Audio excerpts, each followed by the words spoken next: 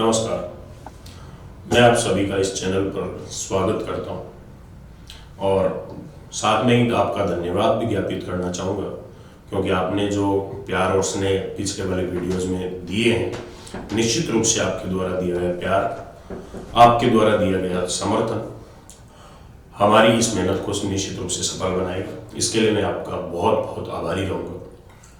चलिए स्टार्ट करते हैं। मैथमेटिक्स सब्जेक्ट की कल अपन बात कर रहे थे। मैथ्स में अपनी बात चल रही थी संख्या के विभाजन के बारे में।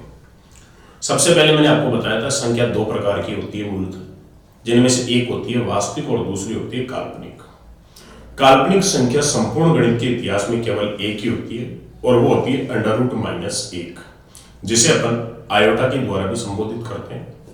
इसके अलावा सारी की सारी संख्याएं माइनस अनंत से चलकर प्लस अनंत तक की सभी संख्याएं वास्तविक संख्याएं होती है, मतलब उनका मान ज्ञात किया जा सकता है। और दूसरी बात, वास्तविक संख्याएं जो है वो आगे जाकर दो प्रकार की होती है, जिनमें से एक परिमेय संख्या कहलाती है और दूसरी अपरिमेय संख्या कहलाती है। परिमेय और अपरिमेय संख्याओं की जो किताब के माध्यम से ऑथेंटिक परिभाषा है वो लिखी गई है कि परिमेय संख्या वो होती है जिसे P/Q के रूप में लिखा जा सकता है और अपरिमेय संख्या वो होती है जिसे P/Q के रूप में लिखा नहीं जा सकता। इसके बारे में अपनी कल बातचीत हो चुकी थी, मैं बस 2 मिनट के लिए उसको वापस रिवाइज करवा रहा हूँ ताकि कल वाला लेक्चर आपके दिमाग में आ जाए और जहां पर अपन ने स्टॉप किया था वहां से अपन कंटिन्यू आगे बढ़ सके। ये तो पहली परिभाषा थी, जिसे P/Q के रूप में लिखा जा सकता है वो परिमेय संख्या और जिसे P/Q के रूप में नहीं लिखा जा सकता वो अपरिमेय संख्या कहलाती है। इसके साथ में मैंने आपको एक बात और भी बताई थी कि अगर वास्तविकता में आपको परिमेय और अपरिमेय संख्या को समझना है तो फिर इसकी दूसरी परिभाषा और भी है जो इससे ज्यादा सटीक और अच्छी है।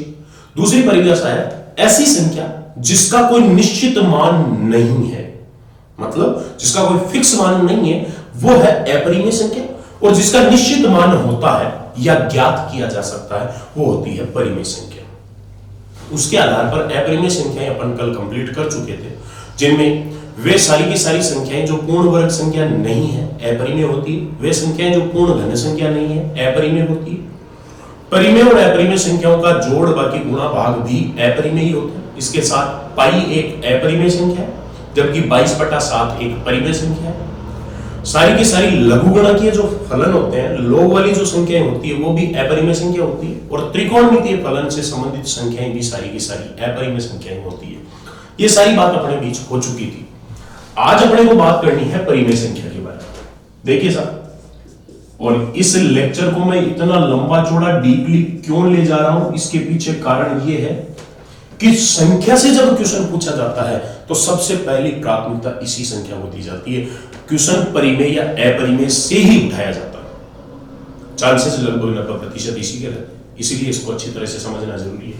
देखिए, पहली परिभाषा जो किताब के माध्यम से ऑथेंटिक परिभाषा है वो ये लिखी गई है जिसे P/Q के रूप में लिखा जा सकता है।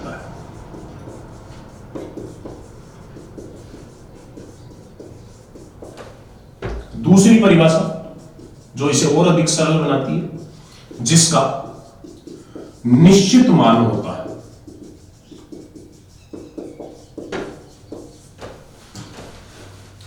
कुछ एक संख्याएं तो इनसे क्लियर हो जाती है। P/Q के रूप में लिखी गई संख्या, P/Q का मतलब क्या है? P/Q का मतलब है अंश बटा हर।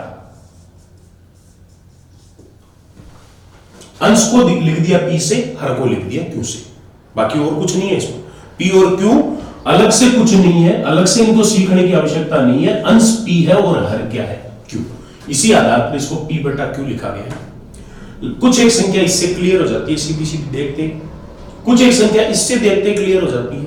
लेकिन फिर भी अगर अपने को परिमेय संख्या को अच्छी तरह से समझना है कि कैसी भी एग्जाम में, कितनी भी स्टैंडर्ड एग्जाम क्यों नहीं हो, कितनी भी लोअर एग्जाम क्यों नहीं हो, अगर परिमेय संख्या का क्वेश्चन आए तो गलत ना हो, इसके लिए अपने को तीसरे पॉइंट पर और विचार करना पड़ेगा। इसकी तीसरी परिभाषा जो इसे और भी अधिक सरल बनाती है वो ये है कि वे संख्याएं जो या तो भिन्न संख्या के रूप में लिखी गई है या भिन्न संख्या के रूप में लिखी जा सकती है, या तो भिन्न संख्या के रूप में लिखी गई है या भिन्न संख्या के रूप में लिखी जा सकती है, परिमेय संख्याएं कहलाती है। अब देखिए साहब, बात भिन्न संख्या की आ गई। भिन्न संख्या के रूप में लिखी गई है या लिखी जा सकती है, वो बात तो बाद की बात है। लेकिन उससे पहले मैंने आपको पहले दिन ही कहा था कि मैं पढ़ाऊंगा तो पूरा डीपली पढ़ाऊंगा, टाइम पास या फॉर्मेलिटी या आपको ललायित करने वाला काम मैं नहीं करूंगा। जिस चैप्टर में 5 दिन लगने उसके बजाय 7 लग जाए, लेकिन कम से कम उसका कोई भी मन में सवाल नहीं रह जाना चाहिए कि यार ये चीज अपन ने नहीं पढ़ी, ताकि वो अगर उससे संबंधित जो कुछ मैटर मैंने नहीं करवाया उससे संबंधित क्वेश्चन आपके सामने कभी आए तो फिर आपको ध्यान हटाना पड़ेगा। आप ये सोचोगे यार सर ने हमें पूरा पढ़ाया ही नहीं, आप किसी दूसरी क्लास को खंगालते रहो, नेट पे खंगालो, या फिर दोबारा आपको घर वालों के पैसे खराब करके किसी डे स्कॉलर बैच में जाकर बैठकर कोचिंग करनी पड़े।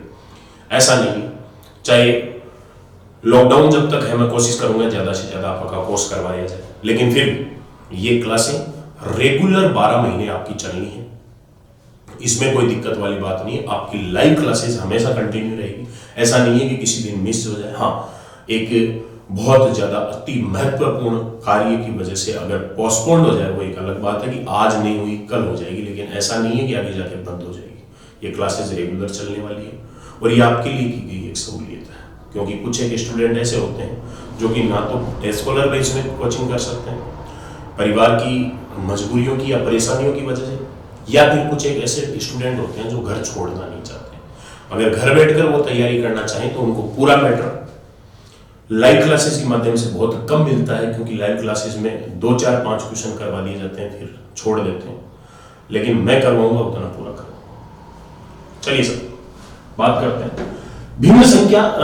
परिमेय संख्या वो होती है जो या तो भिन्न के रूप में लिखी गई है या भिन्न के रूप में लिखी जा सकती है, वो सारी परिमेय संख्या होती है। लेकिन परिमेय संख्या के बारे में अब अपन बाद में डिस्कशन करेंगे, पहले इसको क्लियर करते हैं कि भिन्न संख्या क्या होती है, क्योंकि एक एक पॉइंट क्लियर होगा तभी जाकर अपन कह सकते हैं कि अपने को गणित आती है। बात आई है अपनी भिन्न संख्या के बारे में। देखिए सर, वैसे भिन्न संख्याएं आपने देखी भी है कैसी होती है, लेकिन इसको अपनी भाषा में समझने की कोशिश करते हैं। कोई भी दो गणितीय राशियों की, यहां पर से मैंने शब्द राशियां बोलना स्टार्ट कर दिया गया। गणित की वे सारी की सारी इकाइयां या संख्याएं जो गणना के तौर पर प्रयुक्त की जाती है राशियां कहलाती है, और अगर गणित की कोई संख्याएं या गणितीय इकाइयां मापन के तौर पर प्रयुक्त की जाती है तो वो प्रेक्षण कहलाती है। ये भी शब्दों में एक फर्क है। अपन केवल सूत्र पढ़ लिए, क्वेश्चन पढ़ लिए, उससे अपना नॉलेज कभी नहीं बढ़ेगा। नॉलेज बढ़ता है हर शब्द की जड़ तक जाने पर, और तभी अपने आप को अपन कॉन्फिडेंस महसूस करते हैं, आत्मविश्वास पैदा होता है कि हाँ अपन ने सब्जेक्ट को पढ़ा है। राशियां शब्द मैंने बोलना स्टार्ट कर दिया है।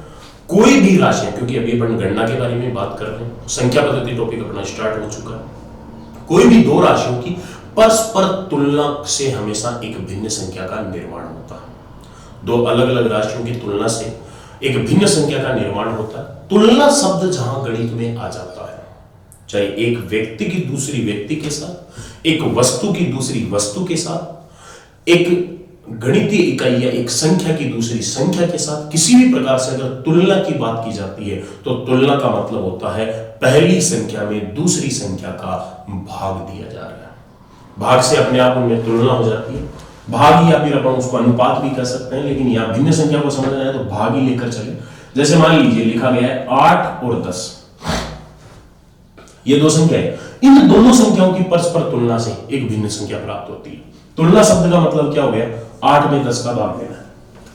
8 में 10 का भाग दिया तो यह है 8/10। 8/10 में ये ऊपर वाला हो गया अंश और ये नीचे वाली संख्या हो गई हर। अंश बटा हर के रूप में लिखी गई संख्याएं भिन्न संख्या कहलाती है। ये अपन लगभग जगह पढ़ने को मिलता है, लेकिन आपको मैं बता दूं, अंश बटा हर के रूप में लिखी गई सभी संख्याएं सदैव भिन्न संख्या नहीं होती। जैसे 8/10 को अगर अपन एक भिन्न संख्या का दर्जा दे रहे हैं तो गलत है। 8/10 भिन्न संख्या नहीं है। दो राशियों की तुलना करने पर, ध्यान से सुने, दो राशियों की तुलना करने पर वे एक भिन्न संख्या का निर्माण तभी करती हैं जब वे दोनों राशियां परस्पर अभाज्य होती हैं, या परस्पर जो अभाज्य संख्याएं होती है उन्हें सह अभाज्य संख्या कहा जाता है। मतलब उनमें आपस में किसी का भाग नहीं जाना चाहिए। 8/10 में तो 2 का भाग जा रहा है, 2 का भाग जा रहा है। जब तक भाग जा रहा है तब तक ये भिन्न संख्या नहीं है। 2 का भाग दे दो, 4 दूनी 8, 5 दूनी 10। ये जो 4/5 आया है ये एक भिन्न संख्या है। इसमें 4 अंश है और 5 क्या है, हर है। ये भिन्न संख्या है, ये भिन्न संख्या नहीं है। जैसे अपन ने लिखा 12 और 16, इन दोनों संख्याओं की अगर अपन तुलना करें, दोनों संख्या की तुलना का मतलब हो गया 12 में 16 का भाग देना। 12 में 16 का भाग देने पर 12/16 लिखा हुआ आ रहा है। 12/16 ये भिन्न संख्या नहीं है। भिन्न संख्या क्या है? भिन्न संख्या होगी ये आपस में जब सहभाज्य हो जाएंगी, मतलब 4 का भाग जाएगा, 4 से काट दो, 4 × 12, 4 × 16, ये एक भिन्न संख्या है। 12/16 भिन्न संख्या नहीं है।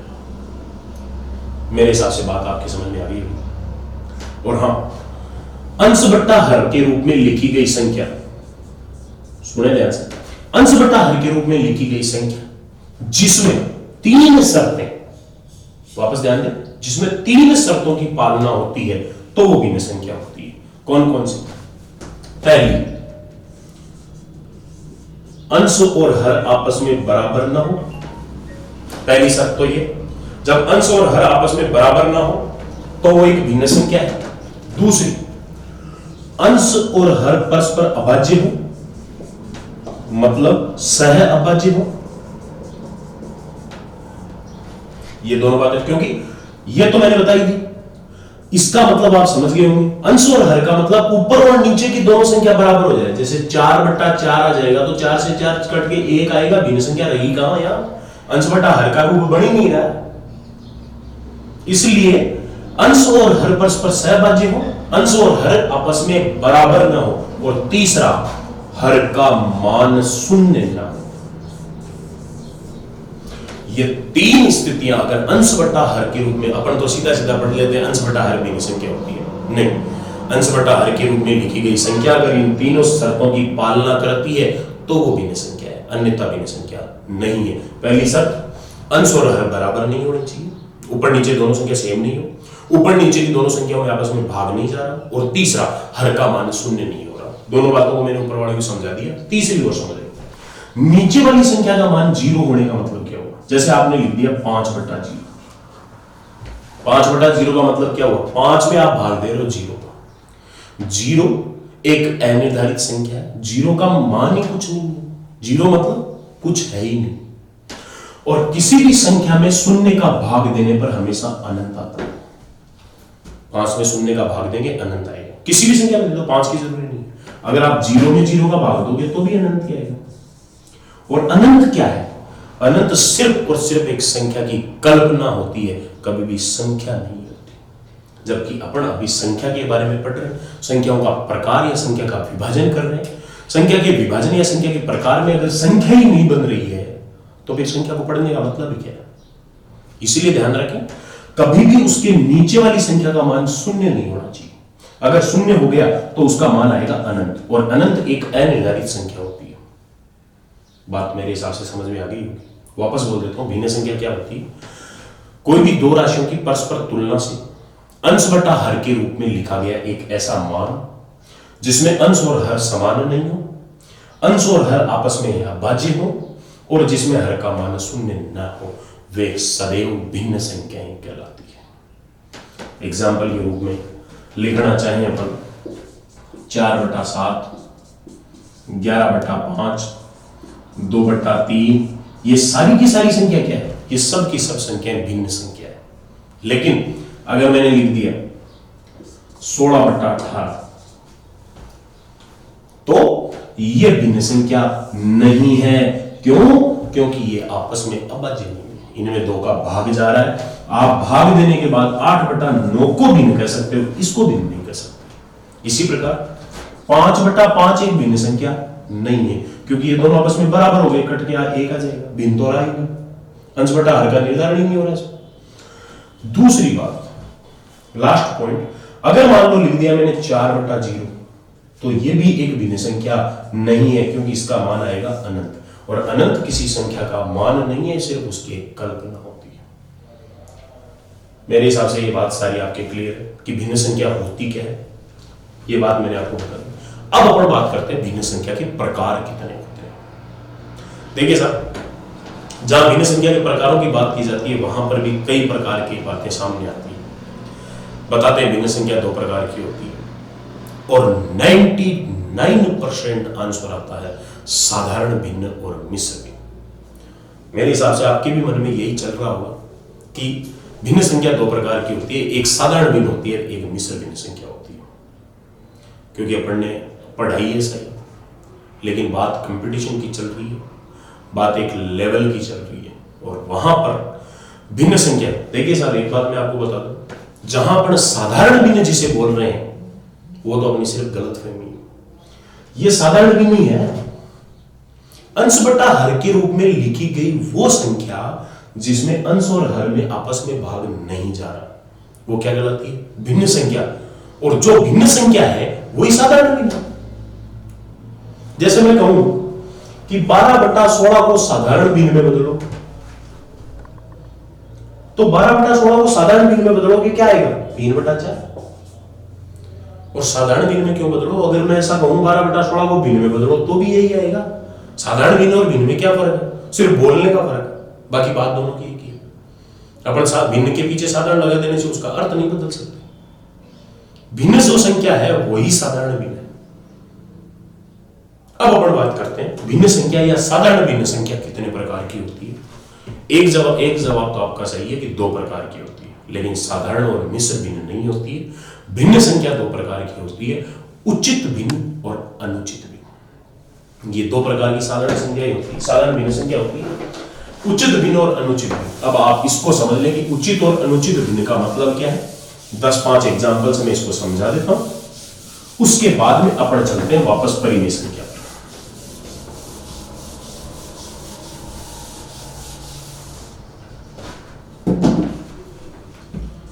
ये हो गई सात भिन्न संख्या, दो प्रकार की।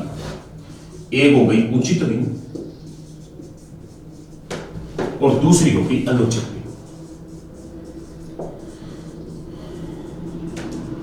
देखिए, जहां नाम उचित और अनुचित लिखा गया है उसके अनुसार आप कुछ तो समझ रहे होंगे कि भिन्न संख्या का एक तो वह भाग जो उचित है और एक वह भाग जो अनुचित है। मतलब एक वो भाग जो सही है और दूसरा वो भाग जो गलत है। एक वो भाग जो जायज है, दूसरा वो भाग जो नाजायज है।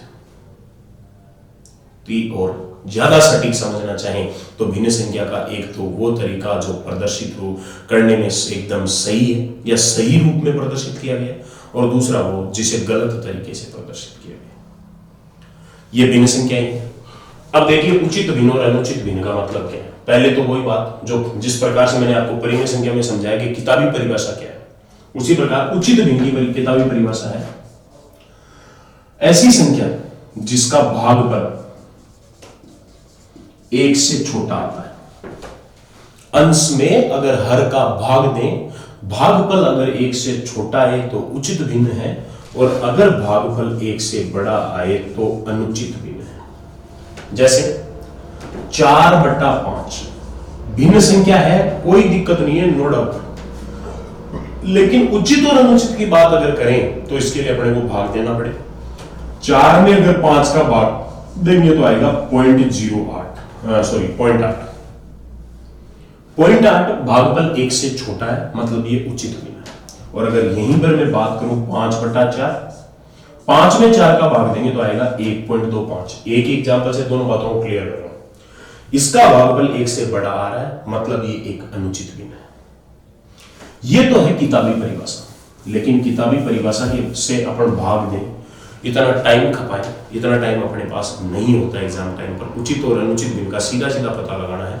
तो आप तो सिर्फ एक ही चीज देखिए, कोई भी भिन्न संख्या जिसके अंश और हर में हर बड़ा है, मतलब नीचे वाला मान जिसका बड़ा है वो उचित है और ऊपर वाला मान जिसका बड़ा है वो अनुचित है।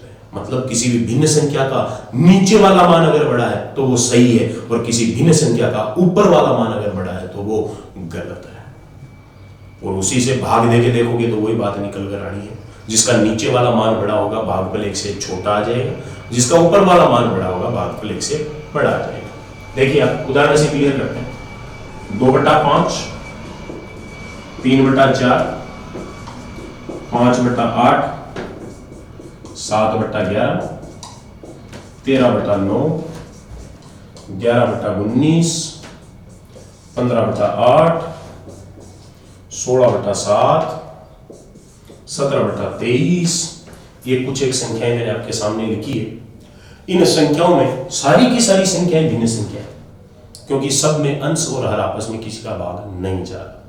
लेकिन आप ये देखिए, इस संख्या में हर बड़ा उचित है, इसमें भी हर बड़ा उचित, इसमें भी हर बड़ा उचित, इसमें भी हर बड़ा उचित, लेकिन इसमें अंश बड़ा अनुचित, इसमें हर बड़ा उचित, इसमें अंश बड़ा अनुचित, इसमें अंश बड़ा अनुचित, इसमें हर बड़ा उचित। इस हिसाब से उचित और अनुचित भिन्न संख्याओं का सीधा सीधा देखते ही पता लग जाता है, नीचे वाला मान जिसका बड़ा है वो उचित है और ऊपर वाला मान जिसका बड़ा है वो अनुचित भिन्न संख्या कहलाती है। ये भिन्न संख्या के दो प्रकार होते हैं, ज्यादा कुछ सोच विचार नहीं करना, सीधा सीधा नॉर्मल सा पॉइंट है।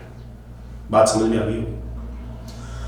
लेकिन अभी भी ये चैप्टर कंप्लीट नहीं हुआ है भिन्न संख्या का, एक पॉइंट इसमें और रह जाता है, और वो क्या है? मैंने आपको कहा उचित भिन्न वो है जो सही है और अनुचित भिन्न वो है जो गलत है। लेकिन आपने सुना भी होगा, देखा भी होगा, समझा भी होगा कि इस दुनिया में जितने भी गलत काम है या गलत व्यक्ति है, जरूरी नहीं है वो पूरी जिंदगी गलत ही रहे, उनको सही भी किया जा सकता है। वक्त, समय और संगत के अनुसार उनका आचरण बदल भी जाता है। मतलब यह है कि अनुचित भिन्न को उचित भिन्न में बदला भी जा सकता है, नाजायज को जायज भी बनाया जा सकता है। और कैसे? भिन्न संख्या की अगर अपन बात करें तो अनुचित भिन्न को उचित भिन्न में बदलने के लिए सदैव मिश्र भिन्न संख्या का प्रयोग किया जाता है। आपने नाम सुना होगा मिश्र भिन्न संख्या का। मिश्र भिन्न संख्या यही है। मिश्र भिन्न क्या है? अनुचित को उचित में बदलने के लिए सदैव मिश्र भिन्न संख्या का प्रयोग किया जाता है, या अनुचित को उचित में जब बदलते हैं तो प्राप्त होने वाला मान मिश्र भिन्न कहलाता है। गलत को सही करने के काम में आता है क्या? मिश्र भिन्न। अब देखिए, अब अपन बात मिश्र भिन्न के बारे में करते हैं कि मिश्र भिन्न क्या है। 2, 4, 5 एग्जांपलों से मैं उसको समझा देता हूं, उसके बाद में ये भिन्न संख्या कंप्लीट हो जाएगी, फिर अपन चर्चा करेंगे परिमेय संख्या के बारे में। देखिए साहब, लिखा गया है 2/3। पहली बात तो ये भिन्न संख्या है क्योंकि तीनों शर्तें हैं इसमें, ना ही तो अंश और हर आपस में बराबर है, दूसरी बात ना हर का मान शून्य है, तीसरी बात अंश और हर आपस में अभाज्य भी है। लेकिन बात करें भिन्न का कौन सा प्रकार है, उचित है या अनुचित है, तो देखते ही समझ में आ रही है नीचे वाली संख्या बड़ी है, इसका मतलब ये उचित भिन्न संख्या। यहां तक तो कोई दिक्कत नहीं। और उचित भिन्न संख्या जो सही है उसको क्या सही करेंगे? अब मुझे बात बताओ, मैं अगर इसको उल्टा कर दूं, 3/2 कर दिया, तो अब ये उचित है या अनुचित है? अनुचित हो गई, गलत हो गई। अगर गलत हो गई तो उसको सही भी करना पड़ेगा, और अनुचित को उचित में बदलने के लिए मिश्र भिन्न का प्रयोग किया जाता है। कैसे? आप एक काम कीजिए, अंश में हर का भाग दीजिए। भाग पॉइंट में नहीं देना है, अपन भिन्न संख्या पढ़ रहे हैं तो भाग भिन्न में ही देना है। कैसे? 3 में 2 का भाग देंगे, 2 एकम 2, एक बार जाएगा। 3 में 2 का भाग दिया, 2 एकम 2 आया, कितना बचा? 1। उस 1 को लिख देते हैं यहां, जिस संख्या को भाग दे रहे हैं उसको लिखते हैं यहां, तो कितना प्राप्त हुआ? 1 सही 1/2। ये क्या है? ये एक मिश्र भिन्न संख्या है। एक साधारण और एक भिन्न संख्या को आपस में मिलाया जाता है तो मिश्र भिन्न संख्या, ये एक मिश्र भिन्न संख्या है। अब देखिए इसमें क्या होगा, ये दो संख्याओं से आपस में मिलकर बनी हुई, एक तो 1 से और दूसरा इसका हिस्सा है 1/2। एक तो एक साधारण संख्या है, लेकिन आप ध्यान दीजिए 1/2 पर। 1/2 एक भिन्न संख्या ही है, लेकिन कौन सी भिन्न संख्या है? उचित भिन्न संख्या है। इसलिए अनुचित भिन्न बदल गई उचित में, किसकी सहायता से? मिश्र भिन्न संख्या की सहायता से। और देखिए लिखा हुआ है 9/4। 9/4 एक अनुचित भिन्न संख्या है, तो आप एक काम करो, 9 में 4 का भाग दो। 9 में 4 का भाग दिया, 4 दूनी 8, कितना बचा? 1। उस 1 को लिख दिया यहां, 4 को लिख देते हैं यहां। यह बन गया 2 सही 1/4। 2 सही 1/4 कौन सी संख्या है? ये एक मिश्र भिन्न संख्या है। और इस मिश्र भिन्न संख्या का निर्माण हुआ है दो संख्याओं से, एक तो 2 से और दूसरा हुआ 1/4 से। 2 तो साधारण संख्या है, लेकिन 1/4 तो भिन्न है। और ये कौन सी भिन्न है? ये उचित भिन्न संख्या है। पहले कौन सी थी? अनुचित। तो अनुचित बदल गई किसमें? उचित में। किसकी सहायता से? मिश्र भिन्न संख्या की सहायता से। मेरे हिसाब से बात आपके समझ में आ गई होगी। ये मिश्र भिन्न संख्या 2 से 1/4, जिसमें 2 साधारण संख्या, 1/4 एक उचित भिन्न संख्या।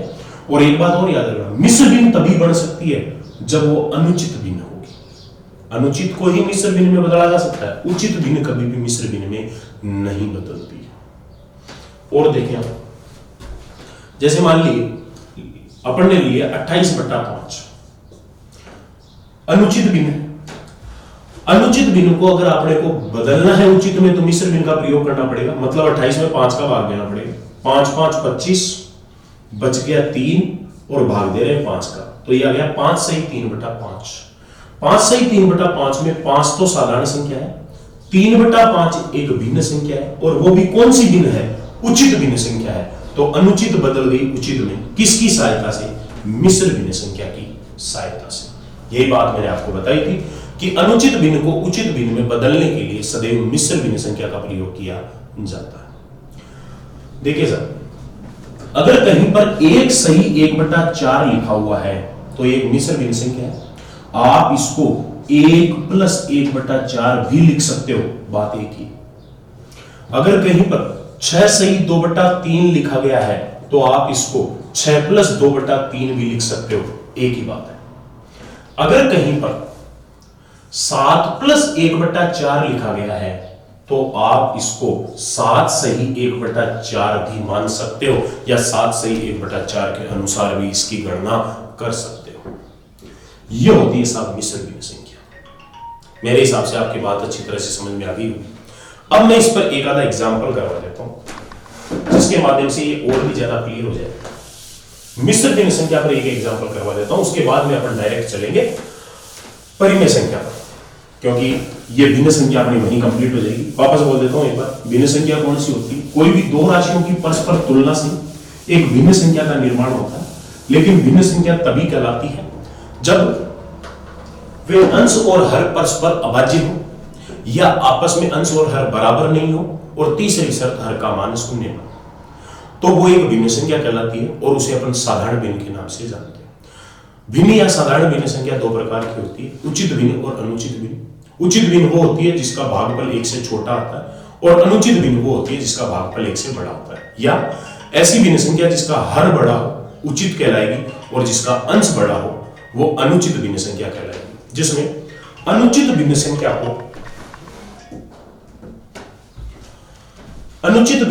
को उचित भिन्न में बदलने के लिए सदैव मिश्र भिन्न का प्रयोग किया जाता है। और मिश्र भिन्न संख्या में जो भिन्न का हिस्सा होता है वो हमेशा उचित ही कहलाता है। जैसे एक एग्जांपल लिखूंगा, निम्न में से कौन सी मिश्र भिन्न संख्या है? अब आप ये सोचोगे ऐसा भी कोई क्वेश्चन है क्या? मिश्र भिन्न संख्या तो मिश्र भिन्न के रूप में लिखी हुई सारी होगी, लेकिन नहीं होगी। देखना, क्वेश्चन मैंने लिख दिया 5 सही 5/4, 6 सही 3/2, तीसरा ऑप्शन है मेरा 2 सही 2/3, और चौथा ऑप्शन है उपरोक्त सभी। यह क्वेश्चन है सर, निम्न में से कौन सी एक मिश्र भिन्न संख्या है? इनमें से मिश्र भिन्न संख्या कौन सी है वो अपने को देखनी है। तो देखिए, पहली बात तो देखने में तो मिश्र भिन्न सारी लग रही है, और इस हिसाब से अगर कोई सोचेगा तो इसका आंसर लेके आएगा उपरोक्त सभी, जो कि सरासर गलत है। मिश्र भिन्न संख्या मैंने आपको क्या बताया, याद करो आप। जब तक आप इसके कॉन्सेप्ट को नहीं समझोगे तब तक ये बात समझ में नहीं आएगी, तब तक आपके लिए मिश्र भिन्न हर एक स्थिति में सेम रहनी है। देखिए, मैंने आपको बताया था अनुचित को उचित में बदलने के लिए मिश्र भिन्न का प्रयोग किया जाता है। मतलब ये हुआ, अनुचित को अगर उचित में बदलेंगे तो मिश्र भिन्न बढ़ेगी। तो बात सीधी सीधी स्पष्ट है ना यार। कि उचित मिश्र भिन्न संख्या में जो भिन्न का हिस्सा होता है वो हमेशा उचित होना चाहिए, क्योंकि अनुचित को उचित में बदला तब मिश्र भिन्न बने। तो इसका मतलब मिश्र भिन्न में जो भिन्न का हिस्सा होगा वो हमेशा कौन सा होगा? उचित होगा।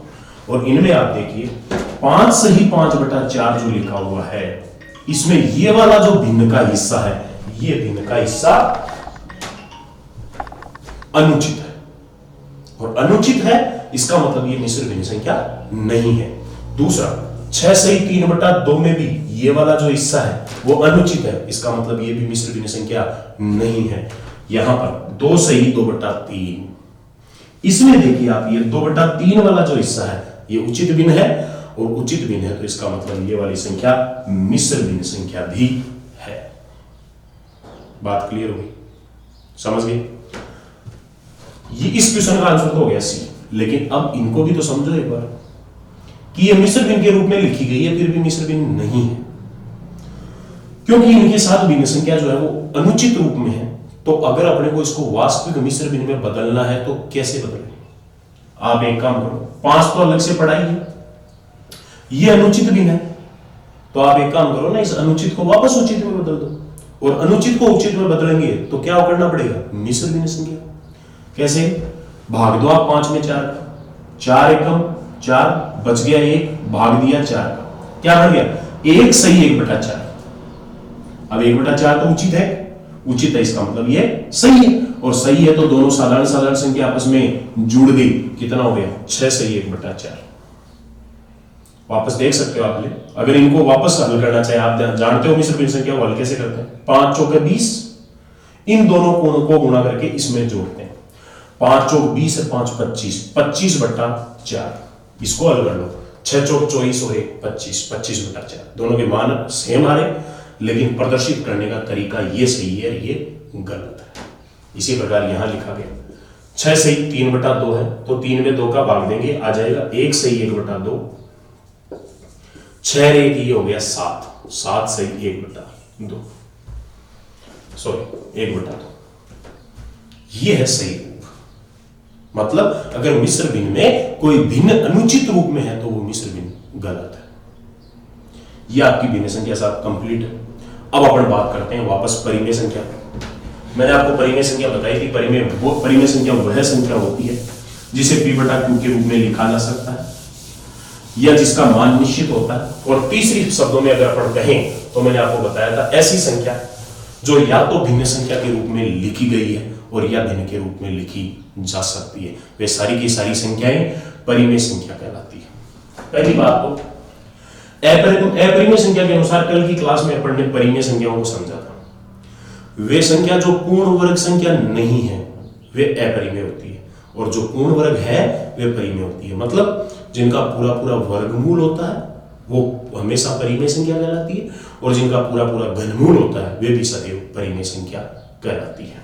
जैसे √4, √9, √16, √25, इस प्रकार से अनंत तक ये सारी की सारी संख्या, क्योंकि इनका पूरा पूरा वर्गमूल होता है, जिस संख्या का पूरा पूरा वर्गमूल होता है वो पूर्ण वर्ग संख्या कहलाती है, और ये पूर्ण वर्ग संख्या है इसलिए ये सारी संख्या क्या होगी? परिमेय। क्यों? क्योंकि इनका मान निश्चित होता है। इसी प्रकार पूर्ण धन संख्या 8 का घनमूल, 27 का घनमूल, 64 का घनमूल, 125 का घनमूल, इन सब का घनमूल फिक्स होता है, निश्चित होता है, इसलिए परिमेय संख्या, क्योंकि जिस किसी संख्या का मान निश्चित होता है वो परिमेय कहलाती है। इनके बीच वाली सारी की सारी अपरिमेय संख्याएं होंगी, वो अपन कल डिस्कस कर चुके हैं। इसके अलावा मैंने आपको बताया था 22/7, पाई तो है अपरिमेय और 22/7 क्या था? परिमेय। इसके अलावा अपन लिखें 2/3, 4/7, 2/9, 11/7, 19/13, इस प्रकार से ये सारी की सारी संख्या जो अंश बटा हर के रूप में लिखी गई है सब की सब क्या है? परिमेय संख्या। ये मैंने बोला था जो भिन्न के रूप में लिखी गई है ये सारी भिन्न संख्याएं हैं, चाहे उचित और अनुचित कुछ भी हो, उससे कोई मतलब नहीं, लेकिन भिन्न है तो ये क्या है? परिमेय संख्या। सीधे सीधे तो शब्दों में तो अपन ने समझा जिनका मान निश्चित होता है, इनमें से आप कोई भी संख्या देख लो, अपन भाग देके इनका निश्चित मान निकाल सकते हैं। इसके अलावा जैसे लिख दिया 2, 3, 5, 9, -1, -5, -4, -16, इस प्रकार की सारी संख्या, ये भी क्या है? परिमेय संख्या, क्योंकि इनका मान भी निश्चित है। और दूसरे शब्दों में मैंने एक बात और भी बोली थी, वह संख्या जो या तो भिन्न के रूप में लिखी गई हो या भिन्न के रूप में लिखी जा सकती हो। अब ये संख्याएं जो है वो भिन्न के रूप में लिखी हुई तो नहीं है, लेकिन अपन लिख सकते हैं। सबके नीचे एक एक लगा दो, क्या दिक्कत आ रही है? मान पर कोई फर्क पड़ेगा नहीं, लेकिन अंश बटा हर के रूप में दिख तो रही है, और जो दिख रही है वो सब क्या है? चाहे भिन्न ना हो, लेकिन परिमेय संख्या तो हो जाएगी। जो या तो भिन्न के रूप में लिखी गई हो या भिन्न के रूप में लिखी जा सकती हो, वो सब की सब परिमेय संख्या कहलाती है। हाँ जी, इसके बाद एक सबसे बड़ा कंफ्यूजन पैदा होता है, क्योंकि अपन केवल परिभाषा के माध्यम से जब चलते हैं तो फिर यहां समस्या आ जाती है। अगर मैंने लिख दिया शून्य, बात को अगर किसी क्वेश्चन, किसी पॉइंट को थोड़ा सा गौर से न देखा जाए, थोड़ा सा सीरियसली न समझे, तो फिर जो क्वेश्चन सरल है वो भी अपने लिए गलत हो सकता है। अपन सिर्फ और सिर्फ परिभाषा पर आश्रित रह जाएं तो इस प्रकार की संख्या को देखते अपन ये सोचेंगे कि यार जीरो तो किसी के साथ मिलान खा ही नहीं रहा था, जीरो तो सबसे दुर्लभ था, तो ये परिमेय कैसे हो जाएगा? अपने मन में एक विचार आता है, लेकिन ऐसे विचारों को दिमाग में न लाएं, सिस्टमेटिक तरीके से सोचें, जो बताया गया है उसी व्यू से इसको देखें। पहली बात, इसका मान निश्चित है। दूसरी बात, आप इसको भिन्न के रूप में लिख सकते हो। तीसरी बात, P बटा Q के रूप में भी लिखा गया। तो फिर सोच विचार क्यों करना है? अगर सारी के सारी कसौटियों पर खरा उतर रहा है, सारी शर्तों की पालना कर रहा है, तो परिमेय होगा ही होगा, सोचना क्या।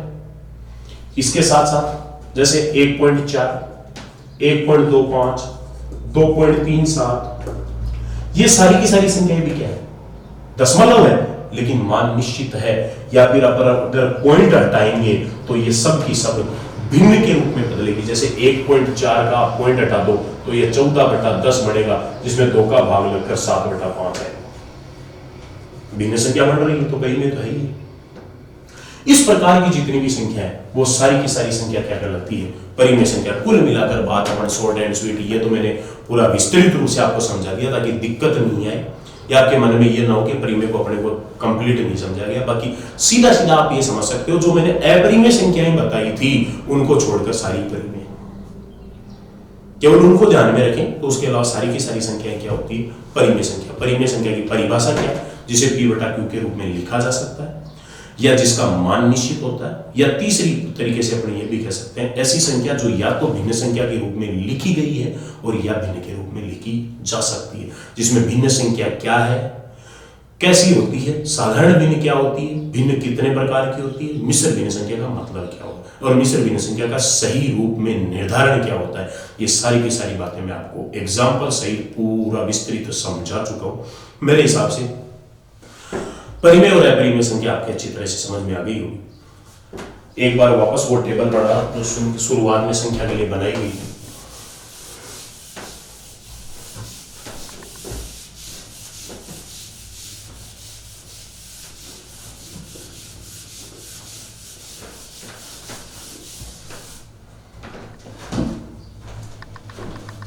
शुरू में मैंने आपको बताया था संख्या मूलतः दो प्रकार की होती है। एक होती है वास्तविक संख्या, R से व्यक्त करते हैं, और एक होती है काल्पनिक संख्या। वास्तविक संख्या दो प्रकार की होती है। एक होती है परिमेय संख्या, Q से व्यक्त करते हैं, और एक होती है अपरिमेय संख्या। अपरिमेय संख्या भी सीमित है, ज्यादा लंबा चौड़ा है नहीं। लंबा चौड़ा मामला है उसका, क्योंकि उसमें बहुत प्रकार की संख्या आती है, जो भिन्न है, जो भिन्न नहीं है, जो दशमलव है, जो साधारण है, जो धनात्मक है, जो ऋणात्मक है, उसमें बहुत सारा मामला है। इसलिए इसका आगे जाकर कोई विभाजन नहीं होगा। परिमेय संख्याओं का आगे जाकर विभाजन होता है। संख्या दो प्रकार की, वास्तविक और काल्पनिक। वास्तविक दो प्रकार की, परिमेय और अपरिमेय। उसी प्रकार अगर अपन आगे चलें तो ये परिमेय संख्या भी दो प्रकार की हो जाती है, जिनमें से एक होती है साधारण परिमेय संख्या और एक होती है दशमलव परिमेय संख्या। एग्जाम्पल से समझाऊंगा, आराम से, कोई टेंशन वाली बात नहीं, एक एक बात आपके समझ में आएगी।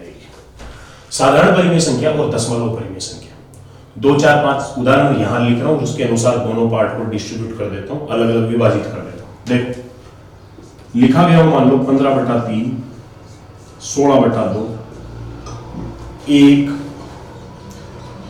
-9/3,